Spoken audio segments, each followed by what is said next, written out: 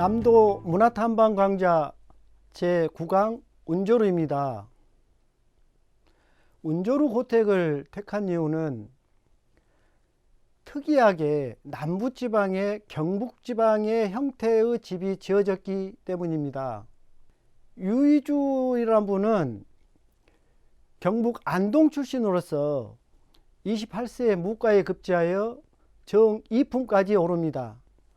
통정대부 삼수부사까지를 지내면서 나간 군수를 역임했습니다. 이 집을 짓게 된 이유가 있습니다. 종손 유정수 씨께 제가 들은 얘기인데요. 며느리 친정 가문으로 인하여 구례에 인연이 돼서 구례로 정했다고 합니다. 처음에는 구례 문척으로 정하려 했으나 이곳 지형이 명당이라 해서 이곳으로 정했다고 합니다. 1년에 약 100석을 했는데요. 1석은 벼로에서 약 2섬입니다. 구례의 좁은 농토로서는 상당한 부자였습니다. 영조 52년 1771년에 시작하여 1776년에 완공을 합니다. 그러니까 약 6년에 걸쳐서 이 집을 이제 짓게 됩니다. 굉장히 상당한 그 기간에 걸쳐서 지었다고 볼 수가 있는데요. 현재 중요 민속문화재, 국가문화재인데요. 제8호로 정해져 있고요. 당초에는 99칸이었으나 현재는 약 73칸입니다. 한 칸이라는 것은 기둥 4개를 가지고 평면상으로 봤을 때 그걸 한 칸이라고 합니다. 강릉 선교장, 창녕 아석헌과 더불어 남한 3대 길지로 선정이 됐습니다. 이 터를 금활락지, 금기몰리형, 오봉기소형이라고 일컬으면서 남한의 3대 길지로서 정해졌습니다. 운조루란 당호는 도연명의 기결회사에서 따왔는데요. 그 내용은 구름은 무심히 산골짜기에 피어오르고 새들은 날기에 지쳐 둥지로 돌아오네 에서 인용을 했습니다. 전라구례 오미동 가도에 의하면 동쪽 행랑채 작은 사랑채가 연결됐습니다. 현재는 끊어져 있습니다. 또 타인능해라고 하는 인간적인 서사가 들어있다는 얘기입니다. 자, 타인능해라는 것은 한자에서도 보다시피 누구라도 마음대로 열 수 있다라는 그런 배품의 상징인데요. 뒤주가 지금까지 전해져 오고 있습니다. 뒤주를 보이지 않는 곳에 놓았는데요. 보이지 않는 곳에 놓았다는 것은 타인이 와서 부끄러움이나 프라이버시를 존중해 줬다는 그런 뜻도 있고요. 굴뚝도 토방에다 넣어서 세우지 않았다고 합니다. 이런 배품이 있었기 때문에 큰 전란에도 집이 무사할 수 있었던 것입니다. 사랑채는 T자형으로 루마루 형식을 취했고요. 호남지방에서 볼 수 없는 경북지방형 미음자 뜰집입니다. 특이한 배치를 하기 때문에 많은 학생들과 답사 탐방객들이 끊이지 않고 있는데요. 안채 좌우로 1층은 부엌을 두었고요. 2층 집입니다. 전면에 있는 안산이 오봉산인데요. 이제 주산은 계족산이 되겠습니다. 그래서 현무봉은 지리산인데요. 전면에 있는 안산이 5봉우리로 되어 있습니다. 그래서 이따 탐방 때 사진도 보시겠습니다만은 5봉우리의 봉우리가 있기 때문에 앞에 오봉산이라 했고요. 뒤에 조계산은 화해산이라고 해서 화해산은 음양오행에서 불의 기운이 많다고 하는 것입니다. 그래서 이제 나중에 뒤에도 나옵니다만은 불의 기운이 많기 때문에 큰 연못을 지었다고 합니다. 오봉산의 화의 기운을 어떤 수의 기운으로 누르는 것입니다. 그래서 연못을 크게 팠다고 하는데요.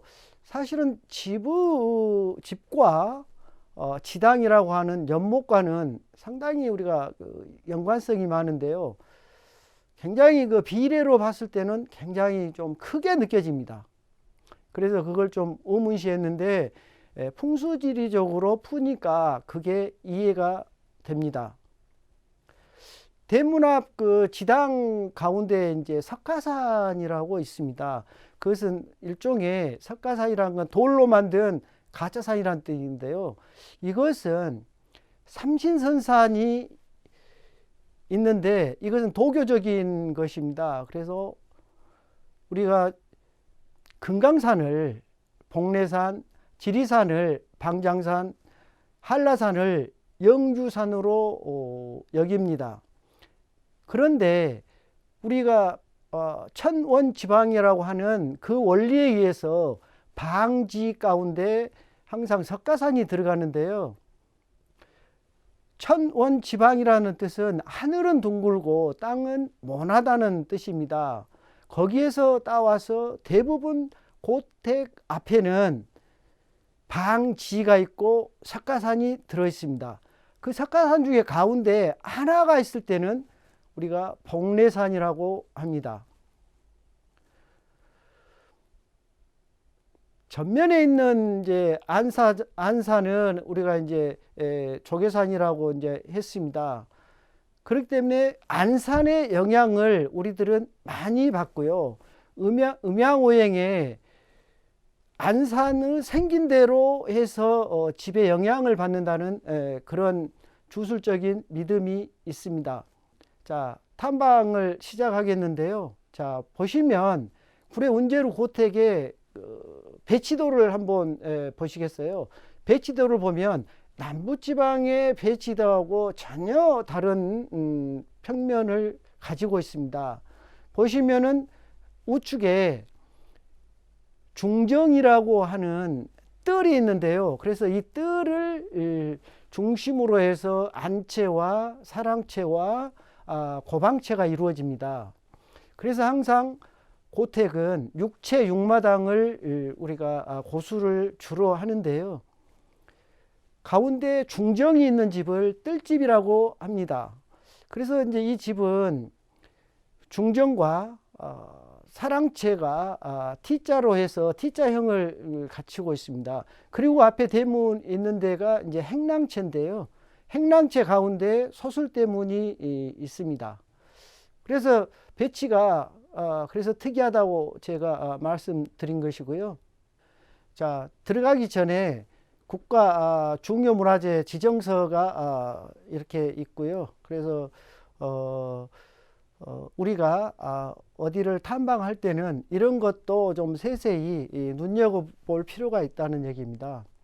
자, 그 우측에는 명품 고택이라 해가지고 문체부에서 주는 것입니다. 내가 임의로 만들어서 다는 것이 아니란 얘기입니다. 그래서 여기는 중요 민속 자료가 되겠습니다. 공식적으로는요.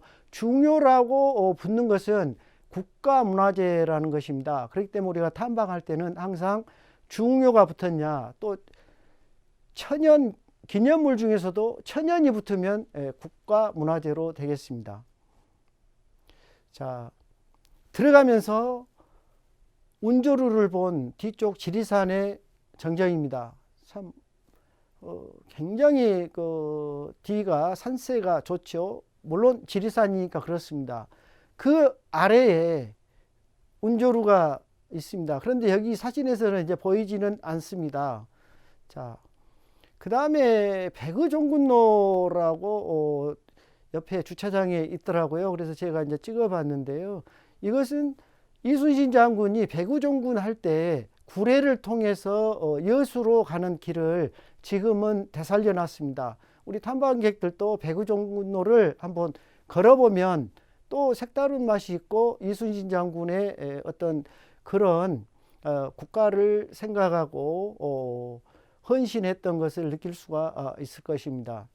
자, 이것은 이쪽 운조루에서 건너편 앞에 우리가 조산, 안산이라고 합니다. 그래서 밖에 있는 것은 조산, 아침 조자를 써서 조산, 안쪽에 있는 것은 안산이라고 합니다.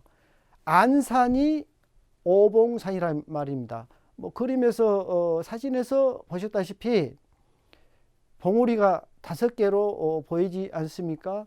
그 뒤로 보이는 계족산의 산 정상을 보십시오. 뾰족뾰족하니 있는 게 바로 화의 기운을 가진 산이라는 것입니다.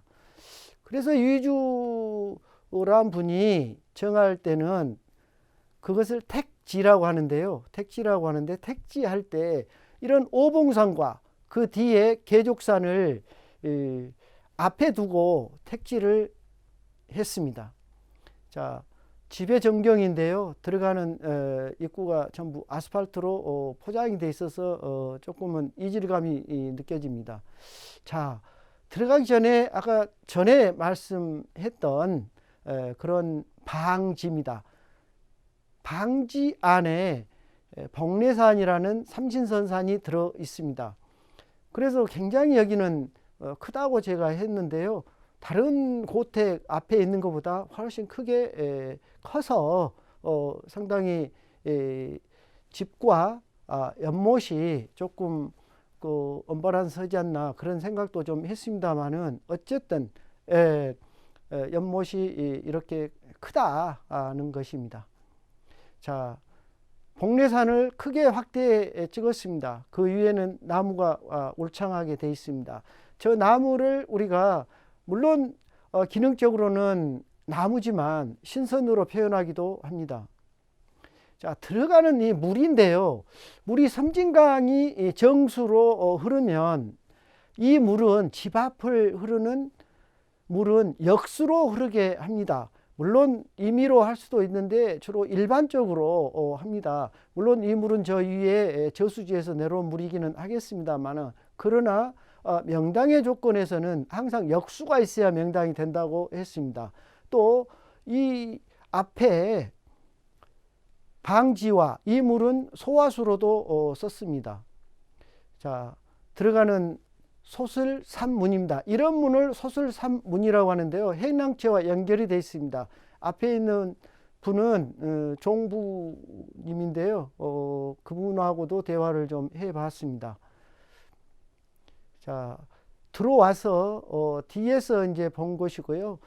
그 산문 위에 호고리라 해서 호랑이 뼈라고 합니다. 그건 뭐 이제 들었던 얘기인데요.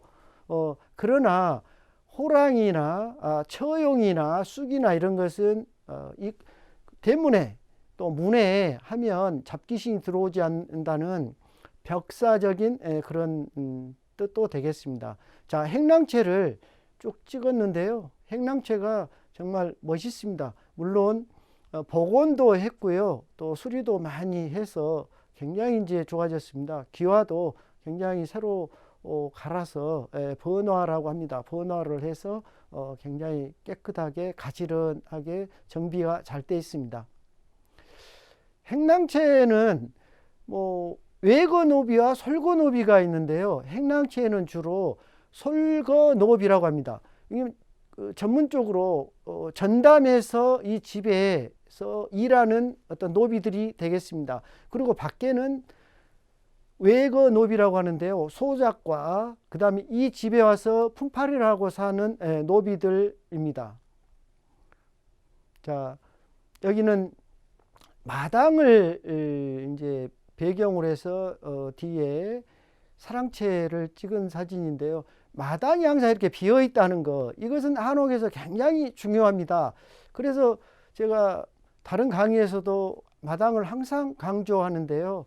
허의사상과 공의사상이 들어있다 했습니다. 그리고 이것은 다목적으로 쓰는 공간이라고 했습니다. 또 마당이라는 것은 건물하고의 그 연속성, 그러니까 특히나 뜰집에서는 중정이 방어 역할을 했다는 것입니다. 그래서 앞으로 차츰 가면서 보시면 되겠습니다.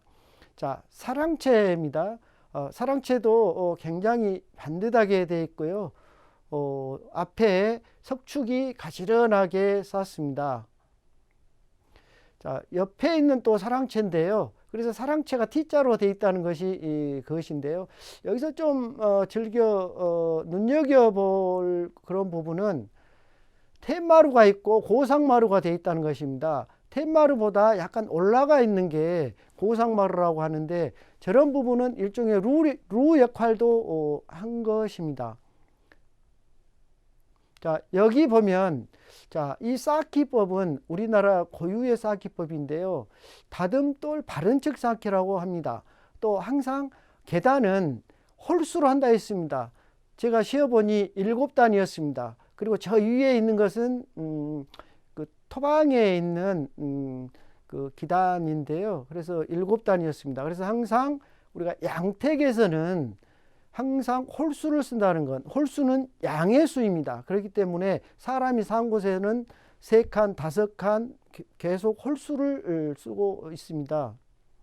자, 여기는 안채인데요. 전형적인 뜰집의 형태를 했다고 제가 했습니다. 장독대와 대청과 잘 어우러져 있죠. 그래서 전형적인 미음자형 집이 되겠습니다. 그리고 양쪽에 이제 붙어 있는 것은 이제 보통 부엌이 있고요. 위에는 다락이 되겠습니다. 다락으로 위에는 쓰고 밑에는 부엌으로 했고요. 그 다음에 반대편을 보시면 여기도 부엌이 하나 있고 위에 다락이 설치되어 있습니다. 그래서 항상 대갓집에서는 이렇게 다락을 잘 활용하기도 했습니다. 자, 이 대청은 6칸 대청입니다. 그러니까 앞이 2칸이고요. 뒤로 3칸입니다. 그래서 우리가 6칸 대청이라고 합니다. 그래서 우리가 대갓집의 대청은 상당히 6칸으로 이제 많이 하는데요. 이 대청은 우리 남부지방은 보통 대청이 집 안에 들어가 있고요. 지금 경북지방이기 때문에 완전 트였습니다. 오픈 공간이 되죠. 그러면 저 대청과 마당이 하나의 공간으로 해서 관원상제 때는 같은 공간으로 이루어진다는 뜻입니다. 장독대인데요. 장독대가 있는데 이 다음 편에 하는 강골마을의 장독대는 앞에가 문이 있습니다. 그때 한번 보시기로 하고요. 맞은편에 있는 것은 우리가 곡간채라고 합니다. 이제 창고죠. 일종의 한마디로 창고인데요. 조금 저는 저게 낮았으면 저 앞에 산들이 더 보였을 텐데 이런 좀 아쉬움이 좀 있었고요. 대청의 천정을 보시겠습니다. 얼마나 아름답습니까? 저게 대들보인데요. 가로로 가는 건 대들보, 세로로 가는 것은 돌이라고 했습니다. 그러면 저 대들보가 세월이 이렇게 많이 흘렀는데도 붉은색을 띠고 아름다운 것은 우리 소나무의 특색입니다. 그리고 석가래를 연목이라고도 하는데 그 연목 사이에 회를 발라서 굉장히 수장으로도 탁월하다고 볼 수가 있죠.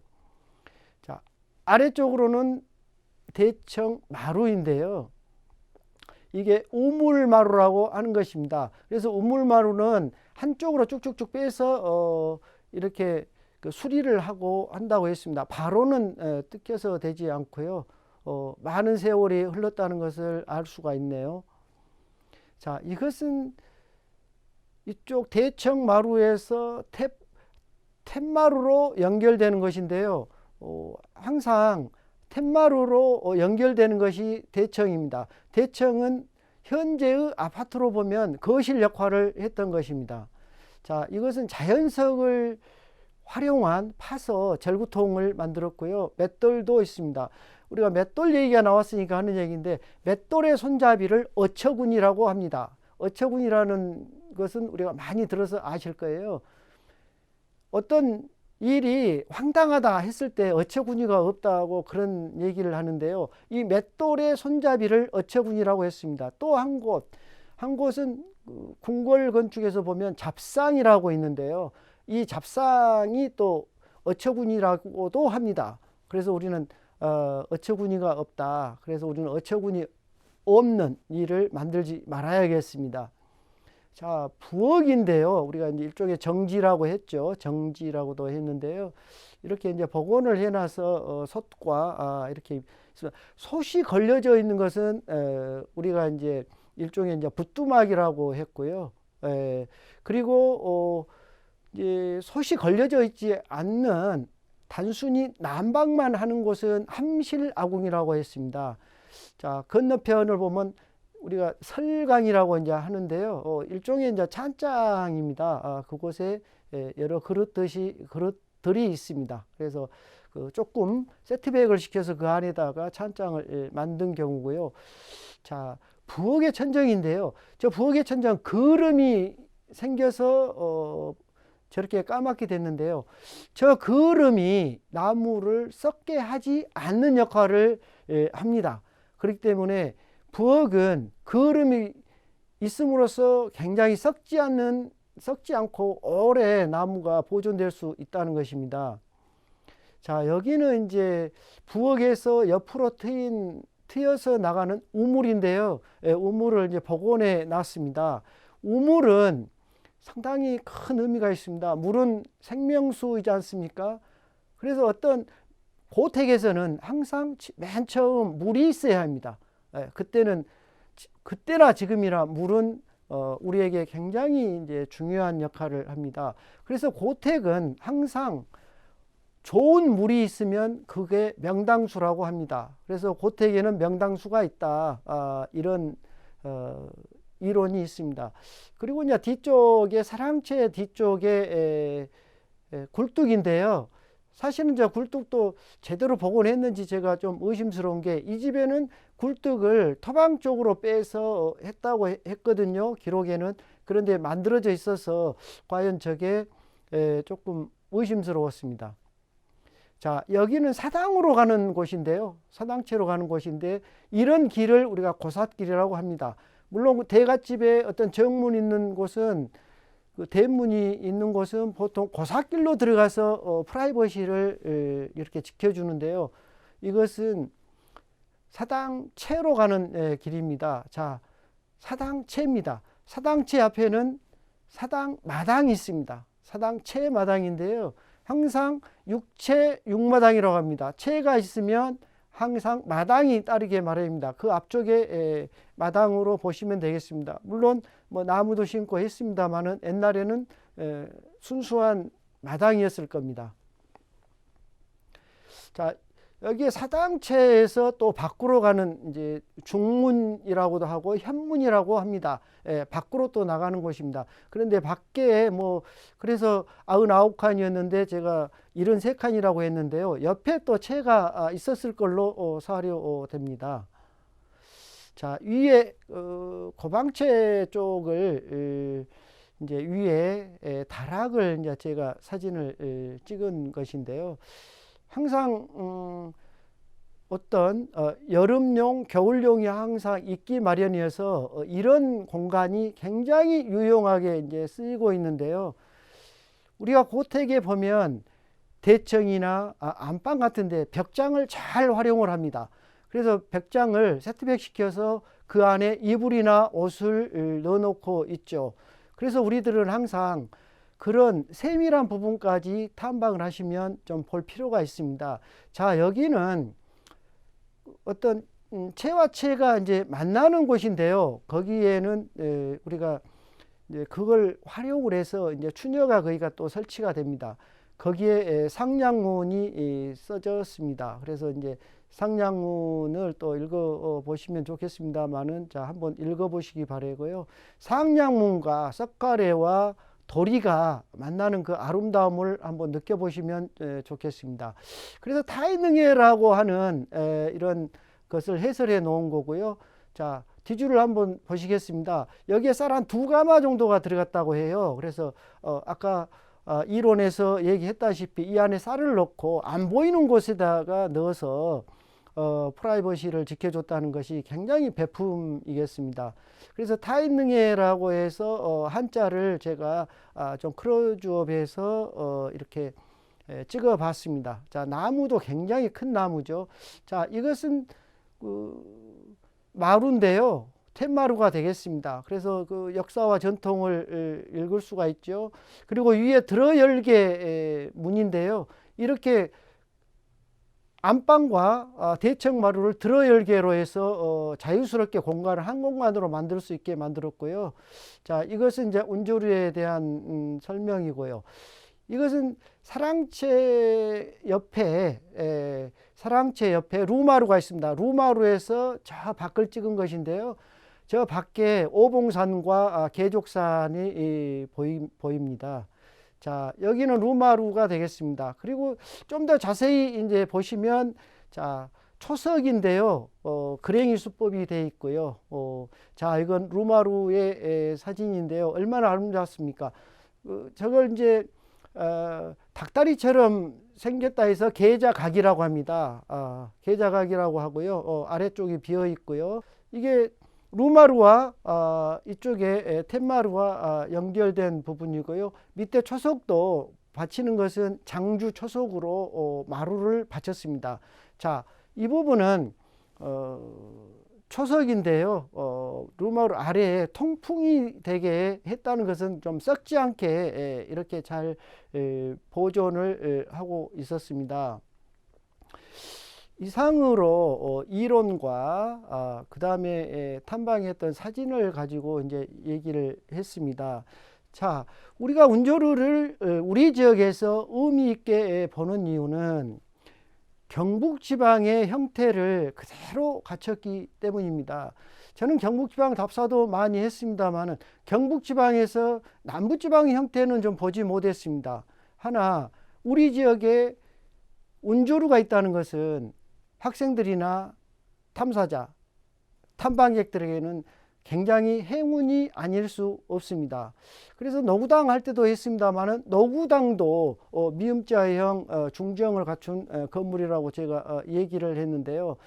어쨌든 운조루는 상당히 의미가 있는 고택으로서 또 그 안에 서사가 들어가 있다는 것입니다. 그것은 배품으로 해서 6.25 전란, 우리가 한국전쟁이라고 하죠. 또 여순 사건을 지내오면서 거기가 좌익군들의 주 무대였는데 지리산이 이 집이 남아있다는 것은 굉장히 큰 의미가 있는 거죠.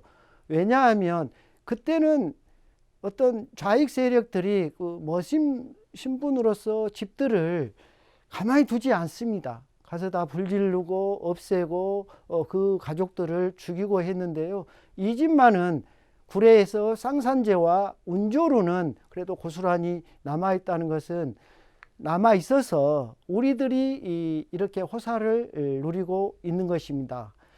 앞으로 10강에서는 강골마을을 대해서 하겠습니다. 또 강골마을 또 시청해 주시면 굉장히 마을이 어떻게 생겼다는 것이 대해서 여러분들이 공부할 수 있는 기회가 되겠습니다.